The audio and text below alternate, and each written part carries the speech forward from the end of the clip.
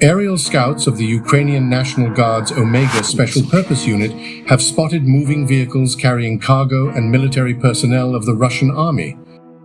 The vehicles were destroyed by the strike delivered from kamikaze drones.